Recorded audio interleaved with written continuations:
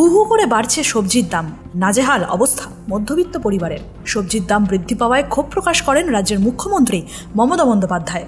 বৈঠক করে প্রশাসনিক কর্তাদের জানিয়ে দেওয়া হয় দ্রুত বাজার দর নিয়ন্ত্রণে নিয়ে আসতে। মুখ্যমন্ত্রীর নির্দেশের পর রাজ্যের অন্যান্য জেলার মতো পূর্ব মেদিনীপুর জেলা প্রশাসন নড়ে চড়ে বসে। বৃহস্পতিবার তমলুক মহকুমা প্রশাসন তমলুকের রেগুলেটেড মার্কেটে অভিযান চালায়। মার্কেটের প্রতিনিধিদের সাথে উপস্থিত ছিলেন তমলুকের এসডিও দিব্যেন্দু মজুমদার, এসডিপিও আফজল ইবরার সহ অন্যান্যরা। সবজির দামে লাগাম টানতে বাজারে প্রশাসনিক অভিযান চলছে। অভিযানের জেরে সাময়িকভাবে দাম কমলেও পরে সুযোগ বুঝে তা বাড়িয়ে দেওয়া হচ্ছে বলে অভিযোগ। বৃষ্টির জেরে সবজি ও আলুর দাম বেড়ে গিয়েছে বলে যুক্তি খাড়া করা হচ্ছে। কোন কোন সবজি কী দামে বিক্রি করা হচ্ছে, সঠিক দামে বিক্রি করা হচ্ছে কিনা তা এদিন প্রশাসনিক কর্তারা বাজার ঘুরে ঘুরে দেখেন। বাজার ঘুরে বিক্রেতাদের সাথে কথা বলে তারা জানান, কিছু কিছু জিনিসের দাম ঠিক থাকলেও বেশ কিছু জিনিসের দাম একটু বেশি, সেগুলি দ্রুত নিয়ন্ত্রণে নিয়ে আসার কথা জানানো হয়েছে। আগামী দিনেও একইভাবে জেলার বিভিন্ন বাজারে অভিযান চলবে বলে জানান প্রশাসনিক কর্তারা।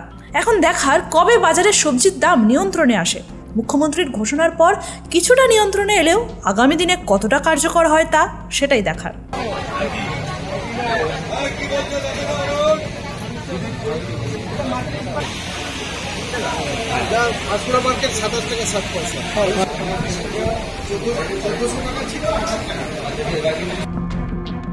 তমলুক থেকে নিজস্ব প্রতিনিধির রিপোর্ট, এনএম নিউজ।